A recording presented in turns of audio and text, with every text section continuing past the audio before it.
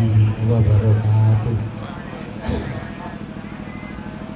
Bismillahirrahmanirrahim. Alhamdulillahirabbil alamin. Wa bihi nasta'inu ala umuri dunya waddin. Wassallallahu ala sayyidina wa maulana Muhammadin wa ala alihi wa sahbihi ajma'in. Yang saya hormati sepuh pernikahan dan Isah Selati, yang saya hormati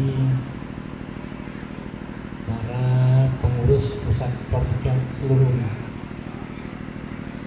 yang saya hormati para pengurus cabang-cabang baik yang hadir di tempat ini maupun yang mengikuti secara online, teman-teman para pendukung Porsikal selama ini, senior Porsikal yang malam hari ini saya juga hadir. Saya hormati, mudah-mudahan silaturahmi ini akan terjalin secara terus-menerus. Kalau katakan menakib itu biasanya panjang, tapi rasanya saya tidak akan menyampaikan terlalu panjang. Namun saya juga merasa perlu untuk menyampaikan hal ini karena banyaknya beredar yang unggah-unggahan yang kadang-kadang itu menurut pengamatan saya tidak sesuai dengan fakta. Misalnya ada orang yang dikatakan sebagai pejuang Porsikal, sebagai pejuang yang murni tanpa pamrih misalnya, kemudian diunggah di YouTube. Setelah saya lihat-lihat orangnya kok saya tidak kenal. Padahal saya pribadi adalah orang yang sejak awal Porsikal itu belum punya nama, saya sudah berkiprah di dalamnya. Kok aneh ya, berjuangnya di mana? Dan banyak hal lain yang menurut hemat saya itu harus diluruskan. Saya tidak akan sebut nama-nama itu. Saya akan menyampaikan data-data yang ada, dengan semua yang akhirnya nanti menilai semua. Banyak kawan-kawan yang dulu bersangkut paut dengan Porsikal ini. Jadi dimulai dari sekitar tahun 70-an itu ada dua murid dari Mbah Dengan, Pak Masud dan Siwa Husain. Itu dua murid yang luar biasa popularitasnya, terutama pada pertandingan di panggung bebas. Boleh dikatakan hampir tidak pernah terkalahkan. Kemudian muncul berikutnya itu ada Pak Aris, sekarang sudah almarhum.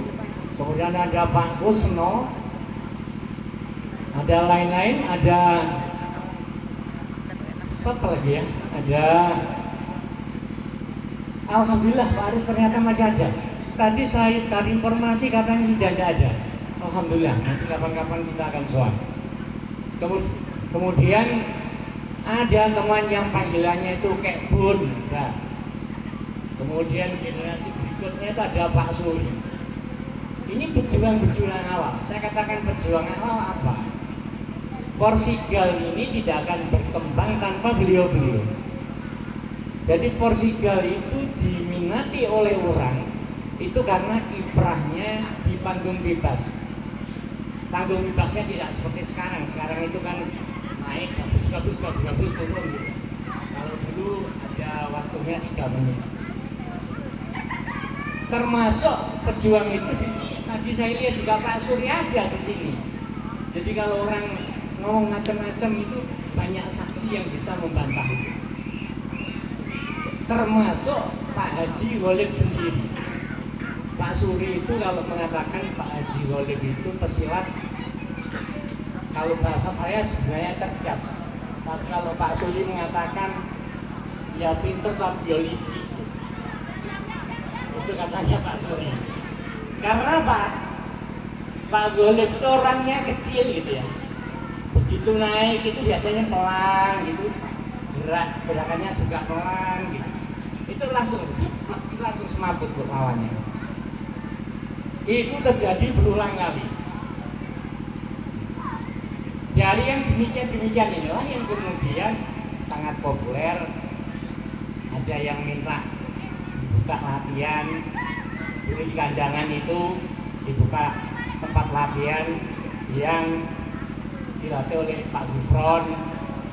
Di Kebon Duren itu ada Pak Sobirin, di Purwokerto, kemudian di Kersen sendiri ada beberapa tempat latihan dan yang lain-lain. Berkembang terus, termasuk yang di Sukoharjo, Kota Blitar. Itu semuanya dari sini.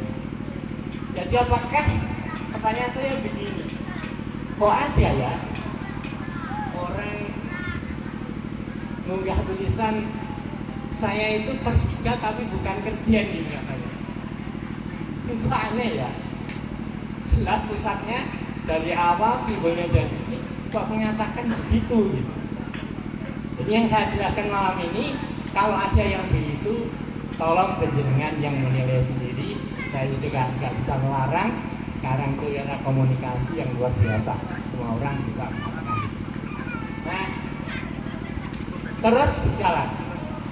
Ya, Garuda Loncat, nama Garuda Loncat sangat lekat di masyarakat. Bergerak terus, semakin banyak, mulai buka Tulungagung, di Botoran dan sebagainya. Kemudian semakin besar. Pada sekitar tahun 74-75, waktu itu saya tamat SMP. Itu ada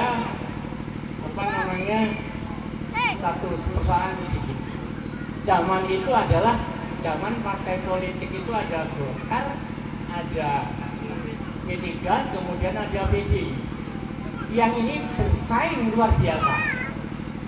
Nah, salah satunya itu Porsigal itu seragamnya kuning. Kemudian orang yang tidak menyukai itu mengatakan Porsigal itu Golkar. Dikeroyok lah Porsigal itu di mana-mana. Kalau ke timur itu ketemu teman-teman dari Legok. Kalau ke utara jadi teman-teman dari Keras. Ke barat kita ketemu sama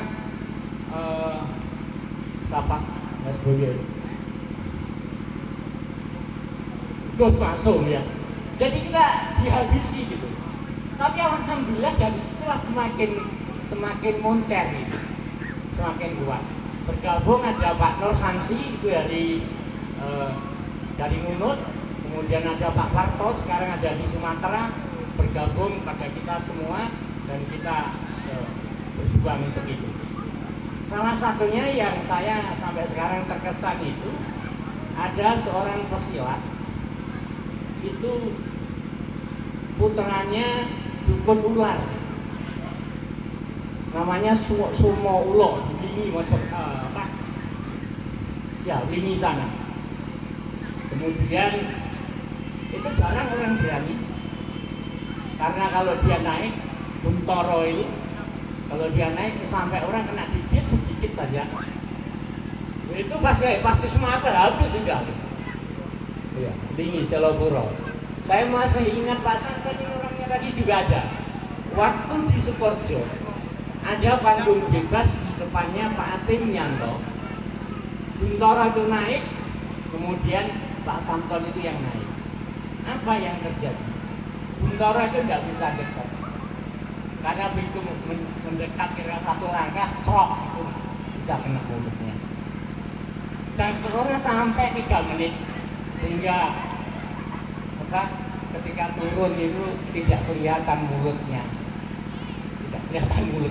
kada hancur. Nah, ini adalah awal-awal perjuangan sehingga Porsigal itu menjadi besar. ini berkembang terus. Pada satu ketika kita semakin dimusuhi, namun banyak juga yang membantu. Ketika Gus Maksum itu mengatakan itu, almarhum Yai Thohir, kemudian almarhum Yai Kose itu menyampaikan kepada Gus Maksum, itu fitnah Gus, itu anak-anak saya, namanya Yai Thohir. Selesailah dengan persoalan yang di sana. Nah, berjalan terus karena ternyata setelah diketahui bahkan bukan Golkar tapi pada waktu itu Persija itu lebih dekat dengan P3. Akhirnya maaf tambah lagi dimusuhi secara langsung oleh Golkar. Ketika itulah Pak Haji Golib di Pondok Peta sana, yang Pak Atemianto juga ada di sana pada waktu itu. Kemudian Romo Yai Jalil menyampaikan, Pak Atem nyuwun tulung Golib niku dibantu Porsigal. Porsigal itu besok jadi organisasi penting dari pun Yai Jalil. Barate Porsigal itu kaya gombal ketoke tapi jenenge emas. Kula namung ngutip gawe Yai Jalil. Dan yang ternyata sekarang seperti ini.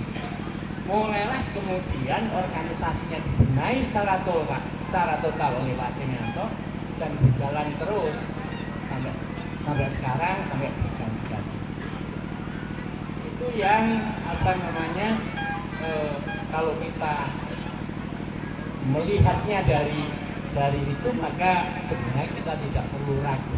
Kalau ada orang ngomong macam-macam, ya biarkan aja sudah. Kita sudah lama mendiamkan. Ya, orang yang sangat dikasihani sama Pak Golib,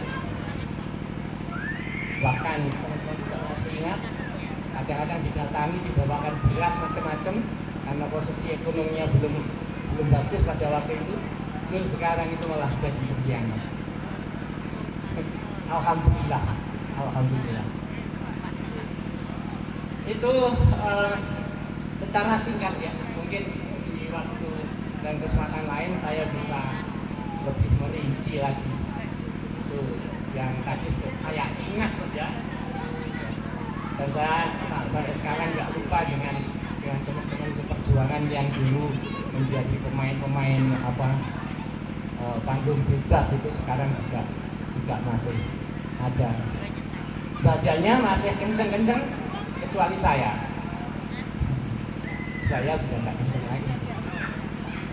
Demikian saudara-saudara, para pengurus Porsigal yang kita Porsigal di seluruh Indonesia, saya sampaikan selamat ulang tahun ke-44. Semoga semakin jaya selamanya. Terima kasih. Mohon maaf. Wallahu a'lam bishawab. Assalamualaikum warahmatullahi wabarakatuh.